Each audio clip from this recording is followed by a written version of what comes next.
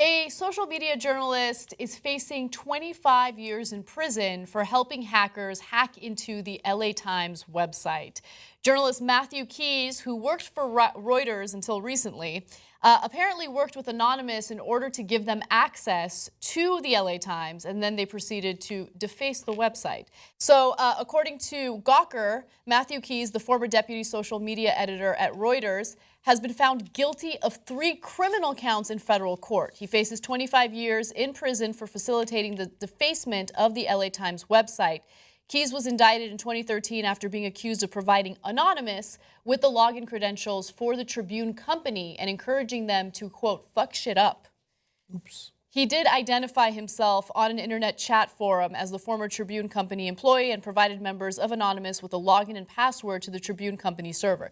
Now, the craziest part about this is the defacement that they're talking about was honestly an article, and it was one funny, nonsensical thing that they did. And for some reason, prosecutors are going after Matthew Keyes in the most aggressive way possible. So let me show you exactly what they changed. It was one article. Graphic number 17 shows what they did. It says, pressure builds in the House to elect Chippy, 1337. House Democrat leader Steny Hoyer sees very good things in the deal cut, which will see Uber skid Chippy, 1337, take his rightful place as head of the Senate. Reluctant House Democrats told to suck it up. And it's by Chippy's #1 fan. So anyone reading that knows that there's something up. And it didn't take long for the LA Times to catch on and fix the error, and they moved on with their lives. But prosecutors are claiming that it cost the LA Times $5,000 to correct that mistake, which is BS. And as a result of all of this, this journalist is facing 25 years in prison. So the reason why they picked a $5,000 number, which is insane, you just fix that sentence. It takes about half a minute and you're done, right? And is that 5,000 is the minimum in order for them to press these charges against them, okay? And so that's why they picked that number. And look, on the one hand, there's no question, there was a question, there was a trial about whether he had given them the login info. And the jury convicted him, so they thought he did, that he's guilty of that. But the jury doesn't know the time that he's facing. Those are two different things, right? Is he guilty? And then the sentencing. So a lot of times what happens in these cases, they say, oh, he's guilty. Okay, now great. You guys have to give him 25 years. And the jury goes, what? No. We didn't think 25 years. We thought, slap on the wrist. They just changed the sentence. Yeah. And it was, Chippy, who cares, right? Besides, this Steny Hoyer's in the House, and he would have nothing to do with the Senate. Any LA Times reader would know that, okay? So so that's the underlying problem, right? And what they're trying to do is they're trying to send a message. Don't mess around with anybody like this, because then we'll come after you and lay down the law.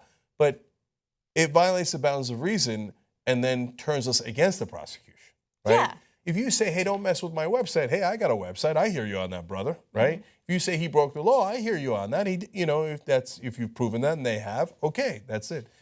But if you say give him 25 years, no, you lost me. That's mental. Don't do that. And it's a way of the establishment. It's not a conspiracy. It's just their nature is fight against anything that threatens the establishment with 100% fervor. Throw the book at him. Put him in jail for 25 years. God, Anonymous, right? This is so crazy. I mean, No, we it's crazy. have rapists in the country that have been convicted of rape, and they're not facing this much time in prison. Look, here's the thing. He's unlikely to get 25 years, okay? That's right. Yeah. So keep that in mind. But I don't even think he should serve 1 year in prison for this. Should there be some sort of consequence? Absolutely. First of all, his reputation's ruined. No one's going to hire him. He was working for Reuters, and now who knows who's going to hire him. There's no way he's going to be working as a journalist anyway. But you're absolutely right, Jake. A sentence like that, or a possible sentence like that, turns him into the good guy, or at least turns him into the person that you want to defend. And why are they putting people in that kind of position, right? What he did was wrong, absolutely wrong. But was this something that poses a threat to society that warrants a possible 25-year prison sentence? And that's the country we live in. Anything you do, all of a sudden, regardless of how nonviolent it is, somehow warrants a 25-year prison sentence. If you're a banker and you cause a global economic collapse, you're too big to jail, you'll get nothing at all.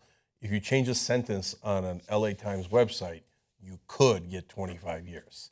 So look, I don't know anything about the guy personally, and maybe he made a mistake, but in fact he was frustrated with Times reporting, and he wanted to do better than mainstream journalism, and he can start his own website, or some other blogger or press organization will eventually hire him, and maybe he'll have his moment of redemption, right? I don't know anything about the kid, so I don't know about that. All I know is everybody agrees, anyone who isn't part of the establishment agrees 25 years, even facing that kind of a sentence for changing his sentence, is mental.